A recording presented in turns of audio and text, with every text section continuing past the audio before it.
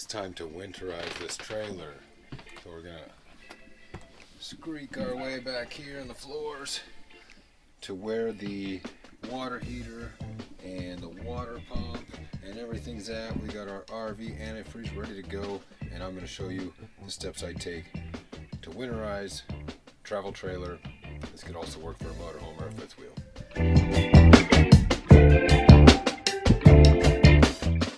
Alright, what's up guys? First thing I'm going to do is I'm going to point the camera down here towards the water pump, and we're going to set all the bypass valves so that we can intake some of this RV water antifreeze into the water pump and through all the water lines without it going into the water heater or actually into our holding tank. So we'll do that now. Alright, a couple things to keep in mind. I do have the trailer powered up, plugged in, got the water pump on, and you can see that's the water pump right there. You can see a few of the bypass valves down here. You can see where the water goes and where it comes from, and you can see the water heater and the bypass valves for the water heater over here. So let's take a look here. Water normally comes in right here on your water pump.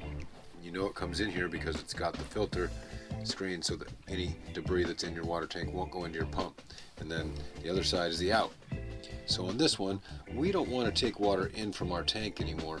We can see that's where it's coming from.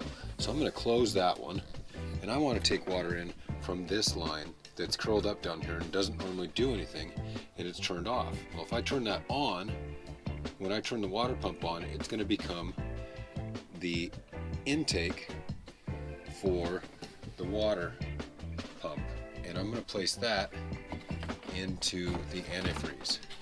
And I've got it up here nice and high, so I've got a little bit of a siphon effect there. So that is set. Now I know when water comes out of the water pump, it's going to go back this way, and it goes out to all my outlets, and it also charges pressure into the hot water tank this way, which I don't want. I don't want all that antifreeze to go into the water tank, and I don't need pressure in there, so I'll turn that one off. And I also don't need anything going back that way, so I'll also turn that one off.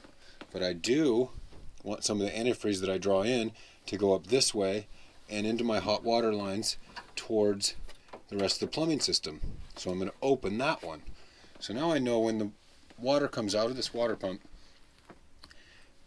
it's going down through this line into the cold water system. It's not going into the water heater. It's going to go up this way and back that way. It can't go that way or that way into the water heater. I'll drain that separately on the outside of the trailer.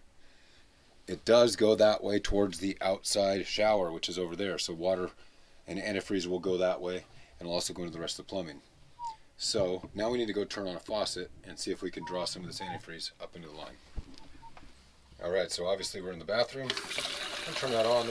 Clearly there's going to be water right now in the plumbing system, so we need to get through all that water. And it's going into the gray tank, which I haven't drained yet either. We should see pink coming through. There we go. Let's do the toilet.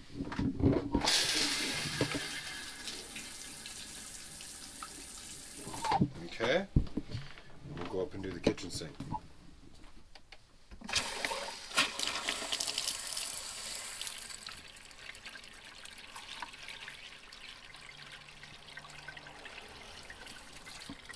You can see this is really serving two purposes here. We're not only filling our plumbing system with a little bit of antifreeze, but we're also getting some down the drains. So all of our elbows, our plumbing, the P-traps, our toilet, they will all have a little bit of pink RV antifreeze in there. Keep that looking good too. Don't forget your tub. And yeah, we'll do the hot side too. It will work for the hot side, so I did forget that since we bypassed the hot water heater, we can do hot and cold both. Yeah, you don't want to forget, you got to hit the outside kitchen sink and the outside shower. Don't forget those.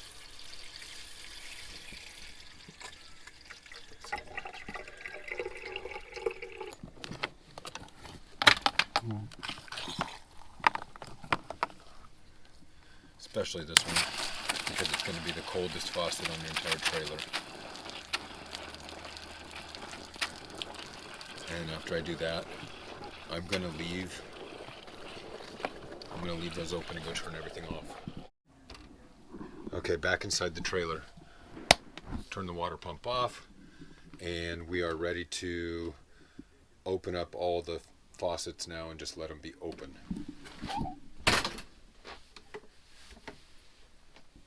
Then I'll probably blow some air through, just a little bit of air to make some space in the lines. Make sure everything's clear and there's a little bit everywhere. I got squeaky floors, and I'm sure some of you do too. But that's the first big part of actually winterizing and knowing how to bypass your RV water heater and system. Now to undo this, right, we need to change all of this back. So we're going to close that one back off, open those two up, close that one off and open that one up, fill our tank with fresh water or hook up to the city water and turn on all your faucets until they run clean.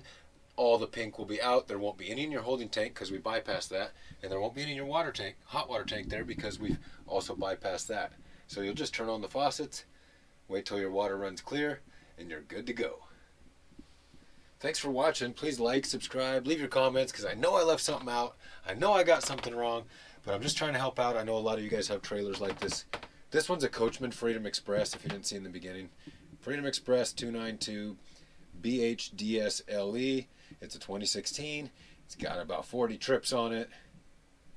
And it's been pretty good. So anyways, like and subscribe, leave your comments, and we'll catch you next time.